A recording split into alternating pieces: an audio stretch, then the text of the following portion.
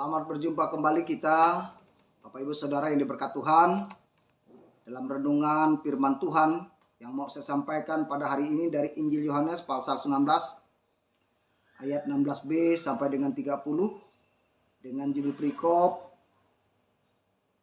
tentang Yesus disalibkan dan Yesus mati. Namun sebelumnya mari kita bersama berdoa. Kita berdoa. Bapa Allah yang kami sembah dalam Tuhan kami Yesus Kristus, kami bersyukur karena Tuhan memberkati kami. Dan saat ini Tuhan, kami akan merenungkan firman-Mu dalam rangka menghayati peristiwa kematian dan kebangkitan, pengorbanan-Mu di kayu salib untuk membebaskan kami dari kuasa dosa. Diberkati hamba-Mu, diberkati kami yang mendengarkannya. Dalam nama Tuhan Yesus berdoa bersyukur. Amin.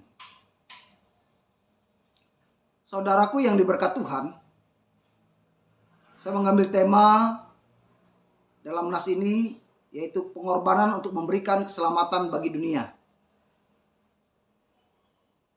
Saudaraku yang diberkati oleh Tuhan kita Yesus Kristus, kita tentu tahu kurang lebih 3 tahun perjalanan pelayanan yang dilakukan oleh Tuhan Yesus bersama dengan para muridnya.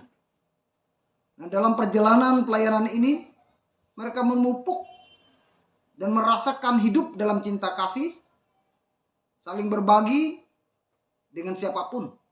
Dan selama kurang lebih 3 tahun ini, ada banyak hal yang dilakukan.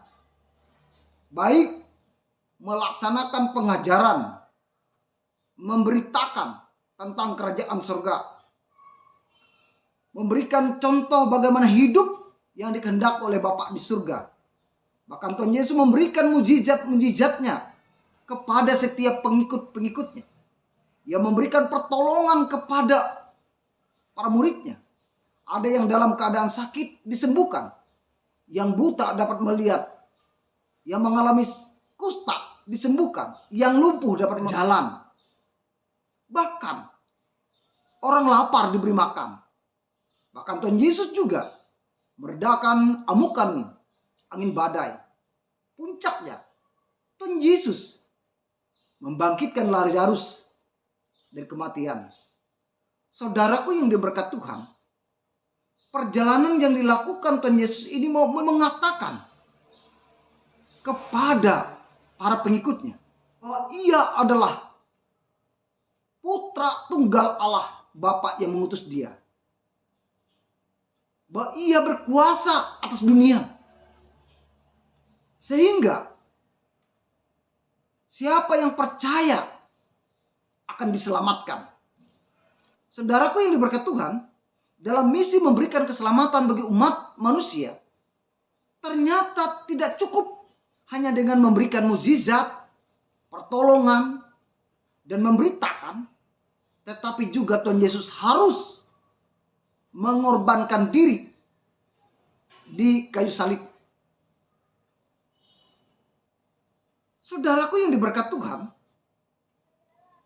ini dilakukan Tuhan Yesus dalam rangka untuk menggenapi nubuatan-nubuatan para nabi, penggenapan hukum Taurat yang telah disampaikan oleh para nabi. Saudara yang diberkati Tuhan,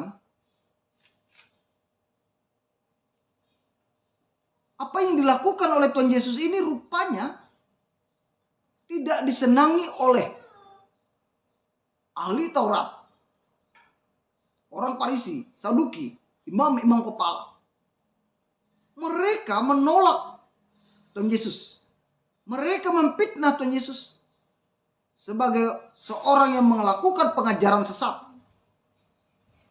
Sehingga mereka membawa, menghasut, memprovokasi rakyat Israel untuk menangkap Tuhan Yesus dan mengadili dia. Membawa Tuhan Yesus ke pengadilan agama, ke mahkamah agama, untuk dihukum. Dan hukumannya adalah salib. Saudaraku, kita tahu salib dalam konteks pada waktu itu adalah hukuman bagi orang-orang yang mendapatkan hukuman tidak terampuni. Dan mereka adalah penjahat, perampok, bahkan pemberontak bagi bangsa Romawi atau Prusia. Dan mereka harus dihukum salib. Tetapi pertanyaan, mengapa Tuhan Yesus Sementara Tuhan Yesus tidak melakukan apapun. Ia menunjukkan cinta kasih. Inilah dikarenakan fitnahan orang-orang Farisi, Saduki, imam-imam kepala yang mengatakan bahwa Tuhan Yesus telah melakukan ajaran sesat. Sehingga ia harus ditangkap, ia harus disalibkan dan dibunuh. Saudaraku yang diberkati Tuhan, pertanyaan bagi kita, apakah Tuhan Yesus tidak tahu apa yang akan terjadi dalam hidup dan kehidupannya? Dalam Markus pasal 10 ayat 33 katanya, sekarang kita pergi ke Yerusalem dan anak manusia akan diserahkan kepada imam-imam kepala dan ahli-ahli Taurat, dan mereka akan menjatuhi dia hukuman mati. Ini mau menjelaskan Tuhan Yesus tahu bahwa melalui dia umat manusia yang percaya akan diselamatkan. Saudaraku yang diberkati Tuhan, dalam rangka kita memahami misi keselamatan yang dilakukan oleh Tuhan Yesus, saya menyimpulkan beberapa hal. Yang pertama, Tuhan Yesus mengikuti dan mengimani Bapa yang mengutus dia. Tuhan Yesus merelakan nyawanya untuk menyelamatkan kita. Ia sungguh-sungguh bersatu dengan Bapa yang mengutus dia.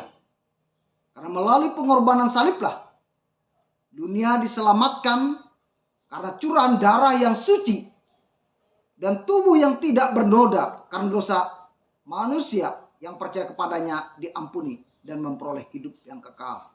Yang kedua, kita melihat dari karakter Tuhan Yesus. Ia seorang yang konsisten. Ia menanggalkan kenikmatan dunia. Ia tidak berpikir umur panjang, tetapi kesungguhan hati untuk melaksanakan apa yang diperintahkan oleh Bapa di surga. Rela mati di kayu salib untuk melaksanakan misi keselamatan bagi dunia ini, bagi orang-orang percaya. Nah, Bapak Ibu yang diberkati Tuhan, hari ini kita diperhadapkan dengan peristiwa salib Sang Juru Selamat kita. Hari ini kita merayakan, memperingati Jumat Agung, kematian junjungan kita, Tuhan kita di kayu salib. Dan kita beriman kepada Yesus. Untuk itu hendaknya iman kita sebagai orang yang percaya tadi tidak pernah ragu untuk melakukan apa yang diperintahkan oleh Tuhan Yesus dalam hidup kita. Bagaimana kehidupan sebagai orang Kristen? Hidup dalam kasih, menjadi berkat bagi sesama, dan selalu berbagi kasih dengan siapapun. Hidup dalam pengampunan, hidup sanggup menderita untuk peduli kepada sesama. Itu mandat Tuhan Yesus bagi kehidupan orang-orang yang percaya kepadanya. Yang kedua, saudaraku yang diberkati Tuhan, dalam melakukan kehendak Tuhan pasti kita mengalami kepahitan, bahkan mungkin kekecewaan. Tetapi belajarlah dengan sosok Tuhan Yesus yang kita akui sebagai juru selamat kita. Tanggalkanlah, biarkanlah hidup kita menderita asal melakukan kebenaran firman Tuhan. Maka Tuhan Yesus akan berbahagia, bersukacita melihat kita melakukannya. Dan yang terakhir, Bapak Ibu Saudara, dan peristiwa Jumat Agung ini, kita melakukan iman kita jangan berhenti di tengah jalan. Lakukan sampai tuntas. Seperti yang dilakukan Tuhan Yesus. Ia kehilangan nyawa, tapi umat manusia diselamatkan. Demikian juga kita. Ketika kita melakukan dengan kesungguhan hati kehendak Tuhan, maka kita akan mendapatkan kemuliaan yang dijanjikan Tuhan Yesus bagi setiap orang-orang percaya. Sekali lagi, pengorbanan Tuhan Yesus telah menyelamatkan kita, dan kesetiaan kita mengakui Yesus, melakukannya dengan kesungguhan hati kita, dengan siap berkorban dalam kehidupan kita, menanggalkan keinginan daging kita yang selalu membuat kita tersesat. Tuhan Yesus memberkati kita. Amin.